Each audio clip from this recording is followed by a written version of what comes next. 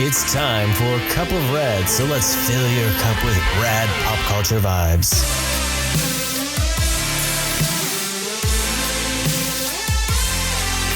And now your over-caffeinated hosts, Mike and Katie. Welcome, kids, to episode 10 of Cup of Rad. That's right, we've made it a whole 10 episode. Holy moly! And tonight we're celebrating with an Old Yale Brewing, the Vanilla Cardamom Imperial Red ale. It's delicious. It's heavy. It's like it's a fine wine we drink. feel fancy with our radness tonight. Yes, it's rad because it's episode 10. We've gotten suddenly all like mature.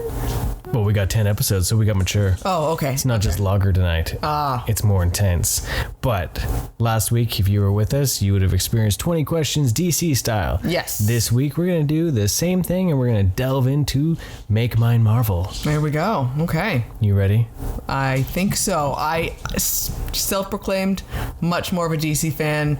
Going through this, definitely can see that I am much more of a DC fan, but I have a fair share of Marvel favorites, so we'll see what happens. Some of the questions to favor the MCU, but so let's go from there. Okay, favorite hero, Avengers. Mike, what's yours? I've always been a Hawkeye fan. Yes. You know, I love, it's probably also has to do with the Green Arrow thing, because I've always really been a fan of Green Arrow. For me... You do like Arrow, like... You like arrows. You like arrows? You like archery characters. Yeah, I do. I dig that. I find it... the lack of superhero, like superpowers. Yeah, and I like the quippiness it's that he has. He was a bit of a dick at the beginning, but as he went on, he became more kind of the underdog feel. Yeah. So he's always been my favorite, and being that his originally started in his purple outfit was always a big thing for me. So that makes sense. For myself, I would have to say Thor, but I am leaning heavily towards MCU. Doth thou hoisteth this ale to my lips, woman? Okay, I still find it funny. It really goes to show, though, I love the mythology-based characters. Yeah. And that one, I'm just drawn to it because it's like, well, it's Norse mythology. It must be awesome. Yeah. Well, Norse mythology is pretty awesome. It is. We read that Neil Gaiman. Oh yeah, that was amazing. Him retelling of the Norse stories. We really did enjoy that. It helped us actually, even when we watched the more recent movies. We're like, oh yeah, that. Right. So it was interesting. So, question 2, Mike. Favorite hero on the X-Men? That's a hard one for me because X-Men is like my jam. Mm-hmm. That's like my jam. So like I'm totally stoked for when the MCU X-Men show up. I'm curious to see what happens there. But as always, I've always been a fan of Wolverine. He's Canadian. It's perfect. I mean, short, hairy. It's like a spirit animal almost. It's just, I liked him. I loved him in the early days, in the yellow, even the brown costume. I love the costume look of him. Yeah. And just the mythology of Wolverine, I really dig. And especially with what Tom Taylor did with All New Wolverine, I was really concerned because I never really was a big X-23 fan. You really grown on Tom Taylor's run on that with All New Wolverine made me a Laura Kinney fan for that. Yeah. Especially his Gabby character was fantastic. So Wolverine and the mythos around Wolverine, I really enjoy. You go for just straight X-Men character, it's going to be Beast, Hank McCoy, the original. Yeah. All the way from being non-blue and fuzzy to being gray and fuzzy to being blue and fuzzy, except Cat Beast. Something with fuzzy. Except for Cat Beast. I was never a big fan of Cat Beast. I hated how that looked. No artist seemed to draw him right. He always looked like a horse. I like the idea of him being that character where he looks like a beast, he seems like a beast, he has the strength and agility of a beast, but he's a teddy bear. Yeah, his and that speaks to me. And just like my love with turtles and stuff like that, I like characters that have a bit more of a brain to it because they're helpful in that nature. And then from that, Nightcrawler. Like I know I'm bucking the question with giving you 3, but yes, but Nightcrawler, there's something cool about that, and that's another one where he's blue and fuzzy. And there you go. So. For myself, my love kind of came from when I was younger. I remember having it sounds funny, but McDonald's toys and watching the cartoons and everything like that. And when I think of ones that I was always more drawn to, I always loved Storm. I liked her design with the bright white flowy hair and the cape and everything. I really enjoyed that, and I thought it was cool. Someone who could control the weather was just really fascinating, because to me, Mother Nature is really super powerful. So, yeah, totally. That, and then Jean, I mean, how could you not think she's awesome? and then Cyclops. I always liked that character. I remember I had a little metal die-cast figurine of Cyclops, and that thing just got beat to hell. I don't know what me and my brother did with it. We played with Hot Wheels and in the dirt with it and everything, but Cyclops was always a fun character. I really enjoyed, he shoots laser beams, man. Freaking laser beams out of his face. There we go. Favorite hero, not part of a team? For me, I would say Captain Marvel. Okay. I really do. I'm super excited for the movie. Yeah. The graphic novel that I've read, I like the design of it. It reminds me of a Wonder Woman type character. Yeah, that makes sense. I don't have a lot of history with her, but at the same time, you know what? She seems really badass. So yeah. No, she is. I think the design of that character is fantastic. And I've never read the actual Captain Marvel stuff, but I've read the Miss Marvel, the Camille Khan, and when she shows up, it's really cool to be in that. Sorry, little just side note, just a reminder, our cats are crazy tonight, and this again is recorded in front of a live cat audience, and they are crazy. So my apologies. Mike, what's your favorite hero not part of a team? I'm gonna dive into the Spider-Verse. I love Spider-Man, Peter Parker, Miles Morales, Spider-Gwen. Yeah, you really like all of them. They're all really fantastic characters. I really dig Spider-Man, and he's one of those ones where you just can go right to, and it's Spider-Man. Like, how can you not love Spider-Man? Yeah.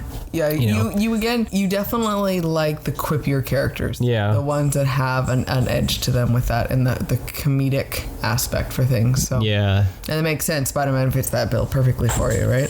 For you, must-read storyline or graphic novel? One run that for me really defined Hawkeye and brought him from just being kind of a joke, even though in the book he's played as a joke still, as Hawkeye. Was Matt Fraction's run on that. He really redesigned the character, made him the kind of the everyman hero on the team, but the book never dealt with the team. It dealt with his life off the team, and all the problems that it were, right? So the Matt Fraction run on Hawkeye is fantastic, and then Bendis's run on Ultimate Spider-Man all the way up to his creation of Miles Morales and through that whole thing, that's just a fantastic, between art with Mark Bagley all the way, I can't remember the artist's name that did with Miles' stuff and all that, but that's just a fantastic Spider-Man run. Yeah, all the way through. Well, yeah, I remember when you were buying all of those, it was a big thing for you. Yeah. You loved all of them. It was, and you were just constantly positively talking about it. For the most part, the entire Ultimate Universe was very good. There wasn't a lot of downs to it until after Ultimatum. That's when it got a little shaky, but that was a good reboot of a universe. Yeah. For me, I more recently read the Captain Marvel by Kelly Sue DeConnick.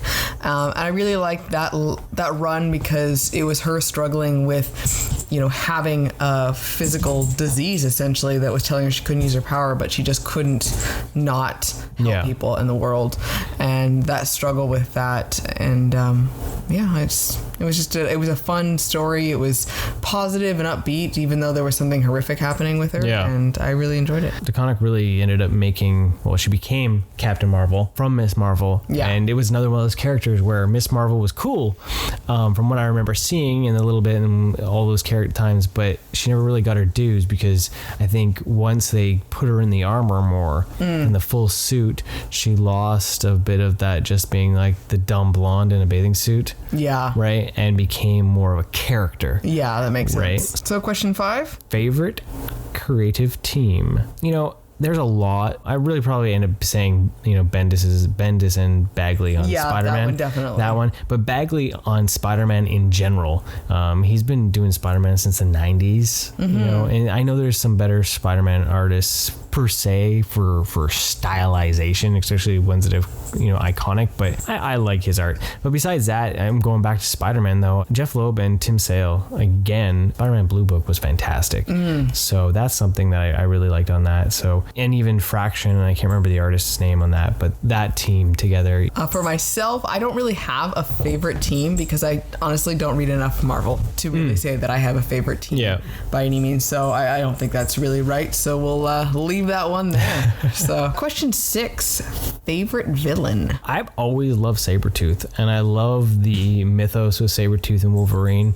The fact that he shows up on Wolverine's birthday just to basically try to kill him. Like he's really connected to him. Like, yeah, and that fact where it's like once the birthday's over, then he's just like, okay, I'm gonna go off and do my own thing. I'm tired of doing this. Like, they will throw down until they're just bloody and beaten and destroyed. But so I really think he has more to him than just how he's been portrayed. I think in the media, in all that, that he's just the brute. He does have he's a psycho killer. Yeah, that's interesting for sure. So, you mean the movies didn't do a good job of portraying him?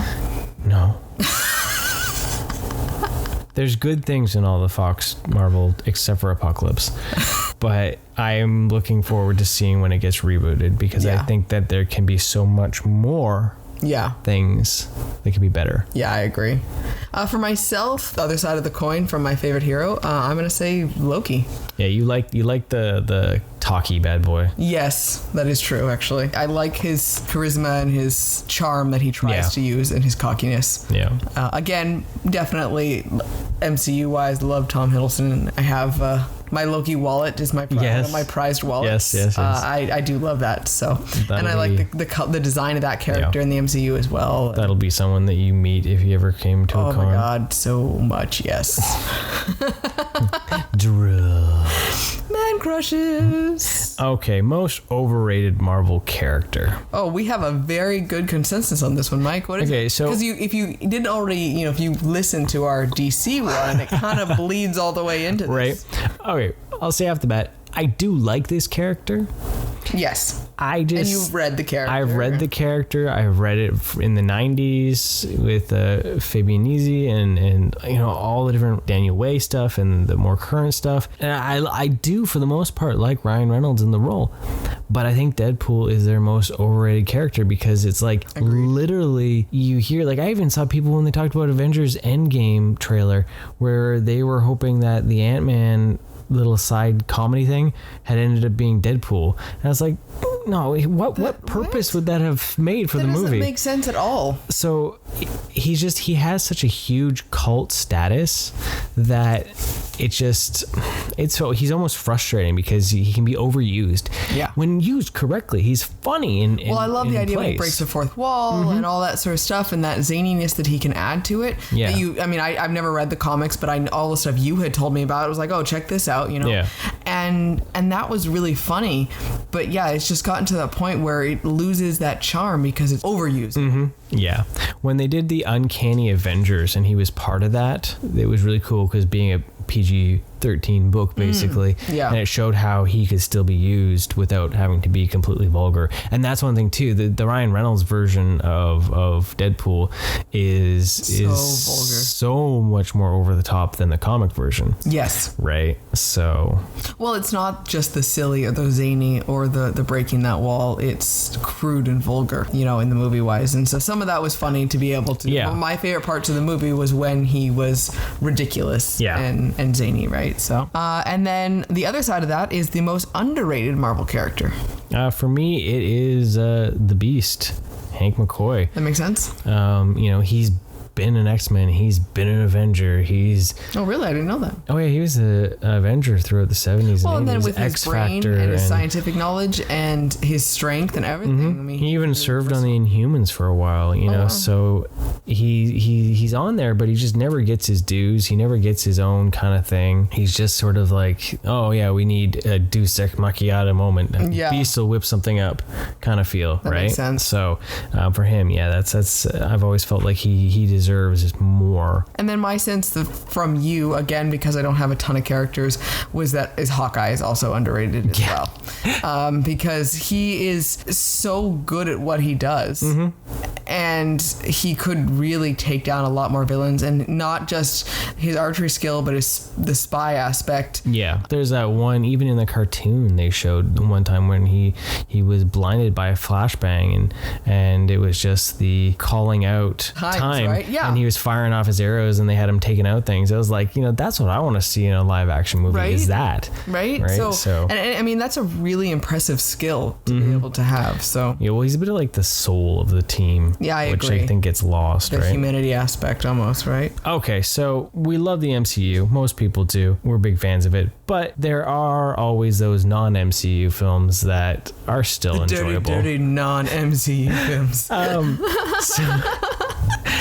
Your favorite non-MCU film, and there's a big list that it could be. There is actually a lot. I mean, when we looked at this question, it was like, oh my gosh, I don't know what to say. And then you start thinking about it, you're like, oh yeah, that movie, I really like that one. Yeah. For me, it's X-Men First Class. I really enjoyed that reboot of it. I liked who they cast. I loved Magneto and Professor X. I thought it was a really interesting dynamic to see something different like that.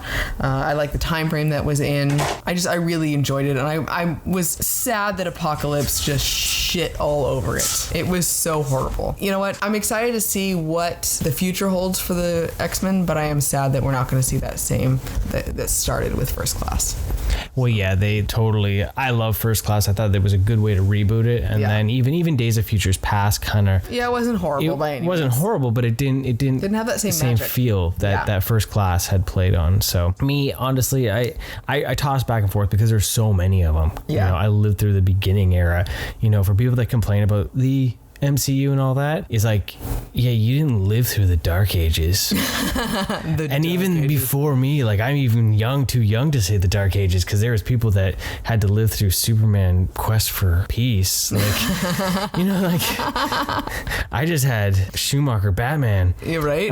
But like, Blade was a really big one, but Spider-Man 2, the original Sam Raimi Spider-Man 2 with Doc Ock, as much as like I watch that movie now and I get mad about how they tried to redeem Ock at the end, it still sets up as a fantastic movie, and you go from such a high moment to then what Spider-Man 3 was with emo Parker. I was gonna say, and then they just said that's nice and bitch slapped you back into horribleness, back into Schumacher territory. It was awful. I remember driving home from the theater with you after we saw that. I was quiet for most of it. It was just like, what the fuck did we just watch? Yeah. So yeah. Anyway, so back. But positive note was Spidey 2. Spidey 2 was fantastic. Yes. I liked the first Spider-Man 2 with Sam Raimi. Sam Raimi started off great. He really helped usher in the modern superhero era. So yeah. Okay, next question is our favorite MCU film then. Honestly, for me, Guardians of the Galaxy. Yeah. I can watch that one over and over again. Yes. Like, literally, I have like a spirit animal in Rocket. Very much so. Even your son sees it. So now we're just a bunch of assholes standing in a circle. Yes. But yeah, I love Guardians. We've been fans of the Guardians. We've done Guardians of the Galaxy for Halloween. Costume wise, and our son Star-Lord. I'm super proud of him. He custom made his whole mask, which was fantastic, and he helped me make my Gamora costume. I was painted green bodysuit and everything. I was very proud of us, and our son was Rocket. That was really awesome. We walked around Disneyland trick-or-treating like that. Yeah, that was pretty fun. So but yeah, that movie just has heart and laughter and the action and all that and everything. There's so many good MCU films, but that one really, for me, I can watch that one over and over and over and over and over again and still laugh and have fun with it. And it's one where if you were to sit down and be like, hey, you want to watch a Marvel film? And be like, Guardians. Right. So it's got a good soundtrack too. I mean, we've listened to that soundtrack 5 million times over. Yeah. So that would be my favorite first and foremost, I think, too. You had to go on a second one. Where would you go? Thor Ragnarok in a heartbeat. You really love that one. I love that movie so much. Like, more than I can explain how much I love it. Well, I'm not gonna lie. It brought the humor of Guardians when the trailer hit and Zeppelin was playing. seriously, I still get goosebumps. Yeah.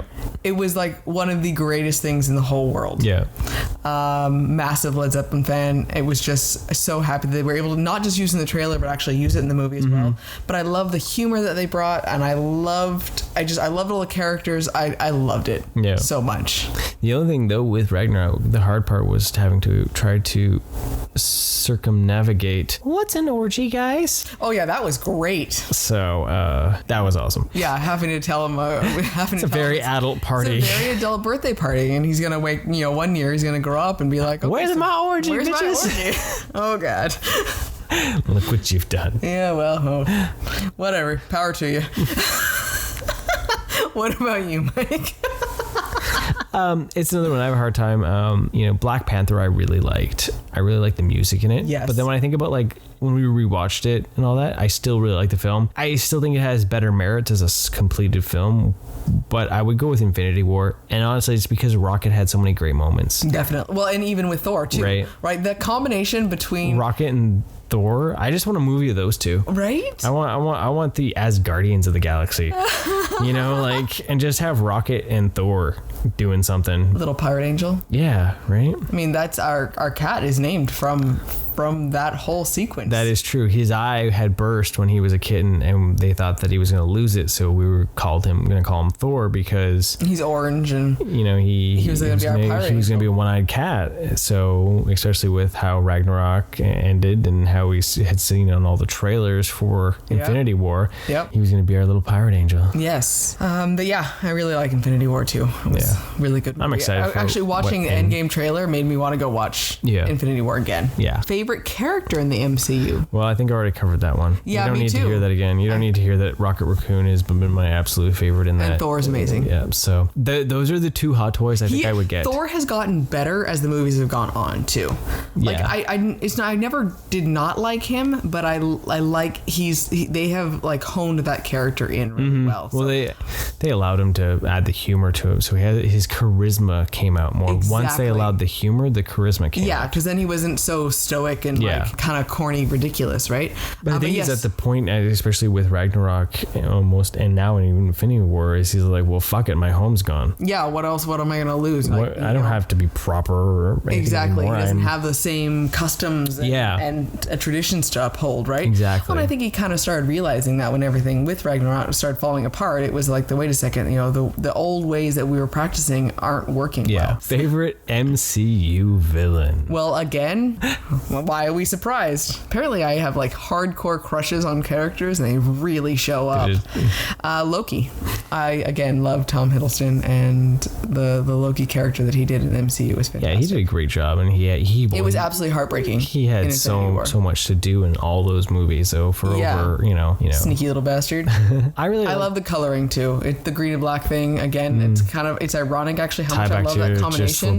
And then the Slytherin aspect, like it's kind of weird. So. Yeah. But anyways, for you, there hadn't really been a lot of standout villains for the MCU for me, but I was blown away by Thanos in the movie. They really made him a character that you almost could like sympathize with. Yeah. And his plight for what he was doing, but he was really well done. It'd be hard to top that character, I think, going forward. Yeah. Once they've done such a big bad guy and they did him so well. Yeah. Because as you say, because honestly too, like when you look at like someone like Dormammu, that should have been more of a character, not just a spectral head. They almost with Doctor Strange, as much as I love Doctor Strange, they almost went the same route as Fantastic Four with Galactus, making him like a cosmic cloud feel, right? Like he wasn't as imposing as he should have been. Yeah. And that's another thing I have to add for myself. Doctor Strange was my second probably favorite. Oh, that was what I was gonna say, was with the favorite characters, Thor and Rocket, there was the idea of buying the hot toys for them. Yes. We love the designs of those, and we keep drooling at them. Yeah, well, we saw at, here's a plug, at Toy Traders in Langley, British Columbia.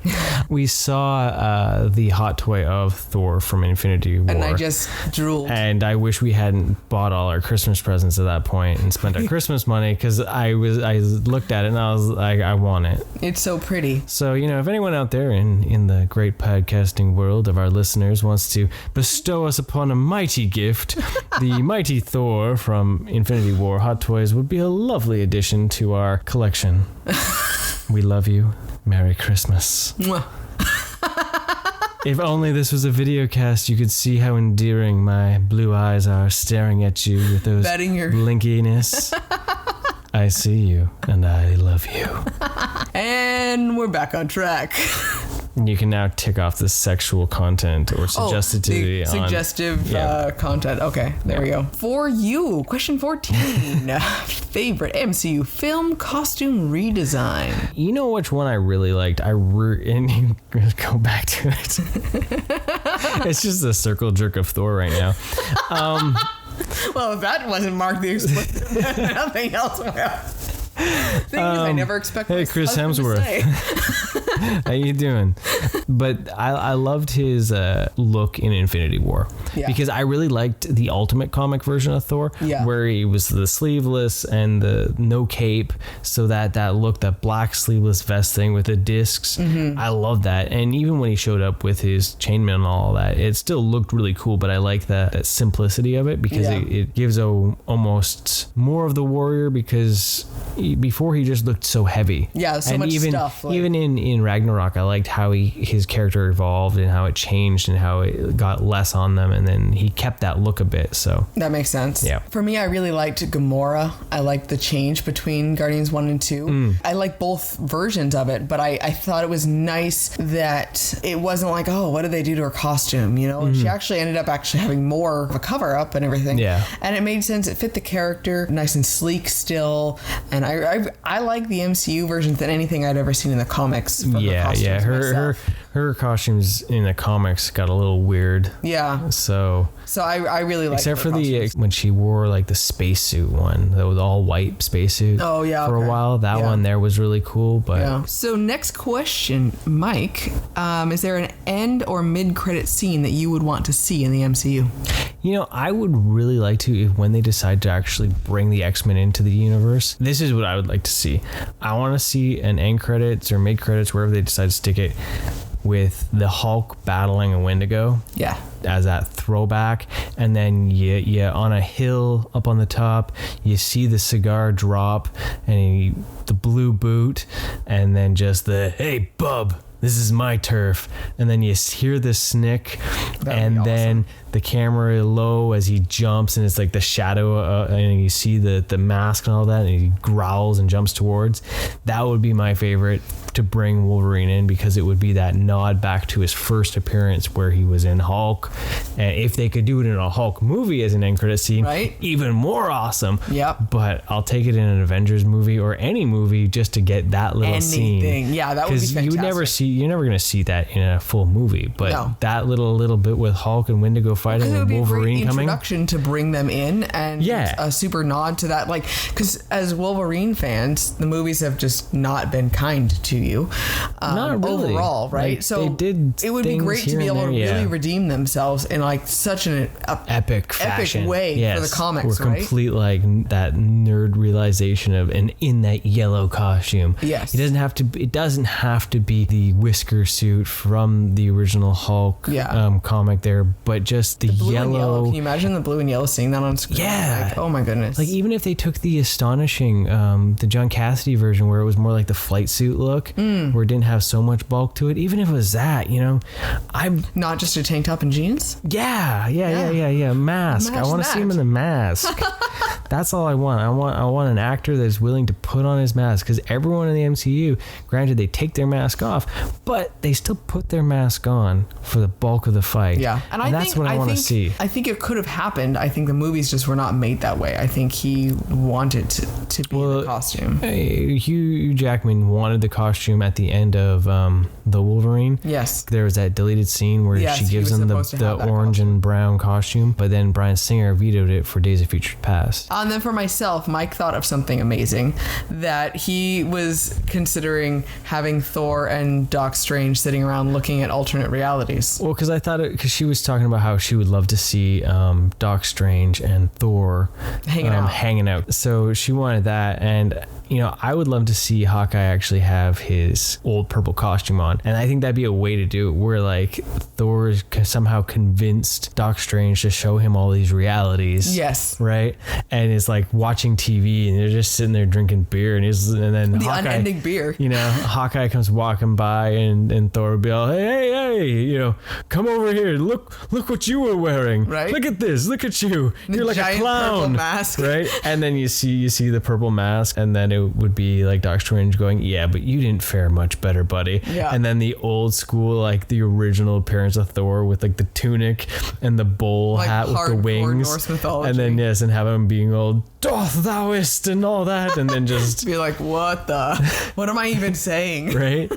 I think that would be a fun. That would be where cool. We got talking the other day and I was the comedy aspect for it, right? Yeah. So that would be really fun. So Mike, next question. Your favorite cartoon? Being a child of the 90s, it would be the X-Men and Spider-Man animated series. Those were some of the best Marvel cartoons that had been around. Yeah. They have done some good things, especially with Spectacular and X-Men Evolution and Wolverine and the X-Men and all that, but I still liked how, I think because those were on for so long that they were able to do story arcs from the comics that like you can go and you're like, yeah, I watched that and now I read that and I'm like, oh, Yeah. Well, I know that my enjoyment of X-Men came from the X-Men animated series as well. And that was so classic because it was all based off of Jim Lee's looks, right? So, and I mean, I didn't realize how spectacular it was when I was watching it. I don't think anyone knew it at the time. But yeah, I mean, sorry. We just got attacked by Thor. Yep. Speaking of another Thor. But yeah, the animated X-Men was a really it was a good lineup too because it brought in where the movies kind of failed. The cartoon was able to give you so many X-Men. You had Cyclops, Nightcrawler, Colossus, Jubilee. Yeah, you could see so many of them. Storm, Jean, Wolverine. You had more Forge, Cable, Bishop, Gambit, Rogue. You got to see so many of the X-Men. Yeah. And that's what I think really was awesome because like that's where I know that's where my X-Men Marvel universe really started. Yeah. Besides because like where I bought comics was at the Safeway on the spinner rack and they didn't have X-Men comics. Yeah. They had Spider-Man comics. Yeah. So next question, who would be your villain team up? Yeah, this is a hard one because Marvel doesn't have the same kind of rogues gallery as DC does. They have iconic villains, but sometimes their villains blur the line of good and bad, and it's hard to really pinpoint some of them. Mm-hmm. Or some of them just fall into the realm of ridiculous, like the Leaper. Which also too in the ultimate cartoon he was played by Rob Paulson, so in that case then he's awesome. That version specifically, and he was technically in the MCU. Yes, he was in Winter Soldier, but he didn't really leave. Bartok the Leaper. Anyways, back on point here. Who would be in your team? Let me take another swig of this delicious old Yale brewing. This is not an advertisement, but we wish it was. Green Goblin, I think, would be great, fantastic, leader-wise. Could butt heads with Doc Ock, because you always need that tech guy. Yeah. And Doc Ock can be so powerful and sneaky, but also a bit of a bitch. So then Sabretooth, because you need the muscle. Loki, because you want some humor in there, because so far everyone's pretty humorless and you need someone to kind of schmooze. The magic.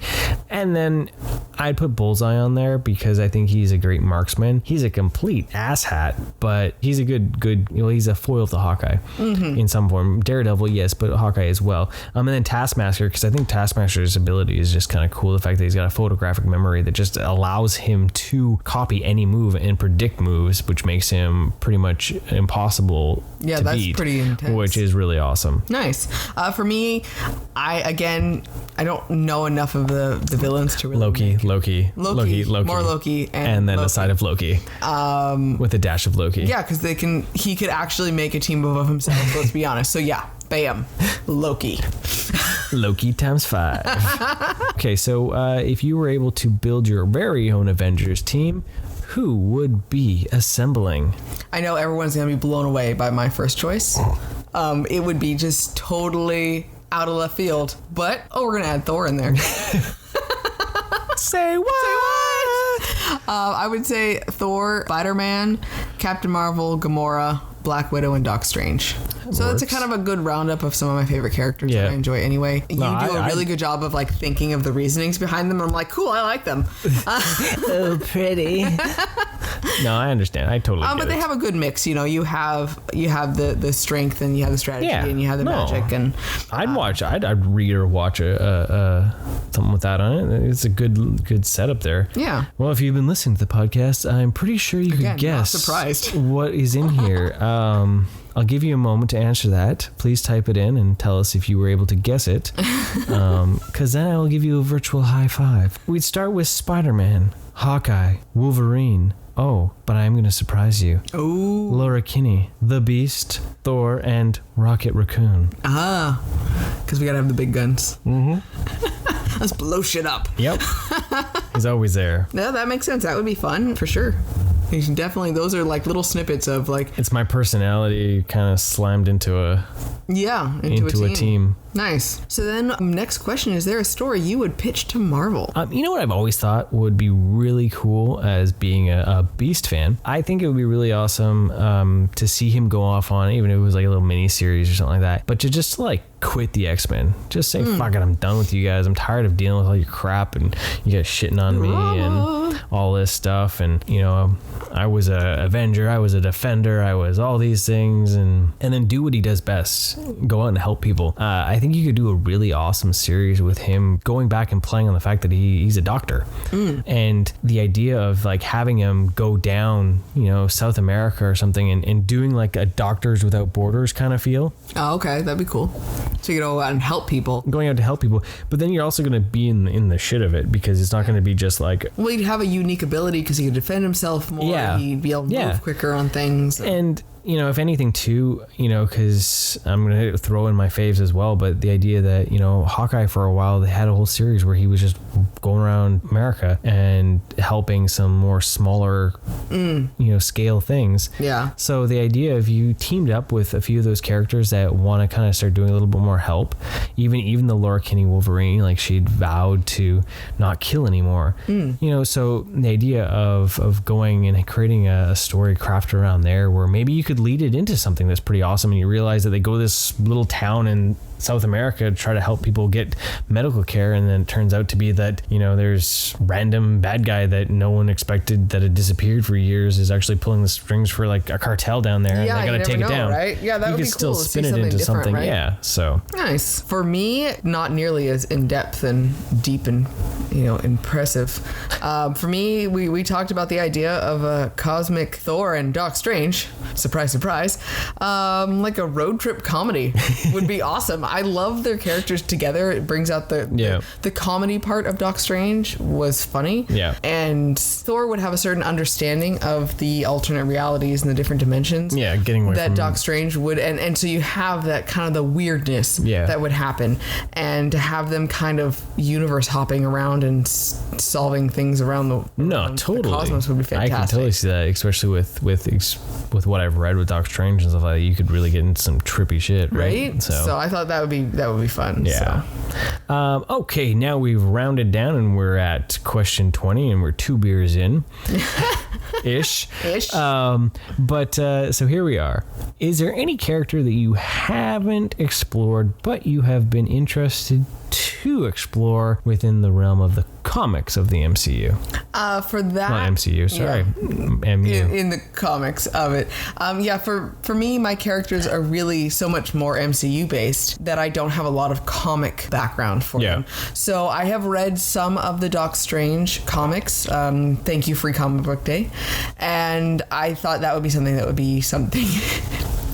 I'm sorry, I'm breaking down because Mike's beer face right now is fantastic. It got too warm. But so Doc Strange in the comics would be interesting because the little bit that I have read was intriguing. So it'd be cool to kind of learn more about the mythos of that and see kind of his weird shit. Yeah. Well, when you're ready, the library has a lot, so we can always delve into that. Sweet. So, you know what? One character, and like I keep saying this in my mind, like Iron Fist. You know, why? I never really got into the TV show, but yeah, okay. No, this is the reason. There's always a reasoning. There's never a reason. Because, I mean, let's be honest, one of my reasons I love Doc Strange in the MCU is Benedict Cumberbatch is amazing. You know, Greg Sipes as Iron Fist in the Ultimate Spider-Man cartoon, I really dug. But I really dug that peacefulness he had. Yeah. Right? And that's why I never really cared to watch the live action thing, because it was all just this sad and depressed feel. I like that happy peace zen, because he brings what he brought to Michelangelo to Iron Fist. Yeah. That chill, that and that's what I thought was really cool in that cartoon. So like if I can find a book that was similar to that, I might be interested in it. But yeah, so Greg Sipes, we need to know what you would recommend for this reading, right? So Greg Sipes approved. Yeah, there we go. Where's that stamp? Right? We need more peace, love. Exactly. So there you had it. 20 questions in the Marvel Comics and Cinematic Universe, filled with intrigue and insight to what we've done. Ooh, mystics and all that. And again, my intense love of certain characters. Yep. Bam. Thanks for joining us. Yeah. Thank you, everyone, for listening over these 10 episodes. We hope that we will be here for 10 more or 50 more or 20 billion more. I'm going for the 20 billion because that just sounds like a feat. Can you imagine how much beer we'll have to drink at 20 billion episodes? Yeah, that's all it will sound like. So, and you might hear about a circle jerk. I don't know. Oh my goodness. We got to 10 and we got to a circle jerk. So what awaits at 20? We also discussed orgies for a moment. Right, yeah, there you go. See, you never know what you're going to get to fill your cup with some rad. So everyone, hopefully you're having a marvelous day, and we will talk to you later. Thank you for listening. Love this episode of Cup of Rad? Please subscribe, rate us, and give us a review. Also, follow us on Facebook, Instagram, and Twitter for more rad content.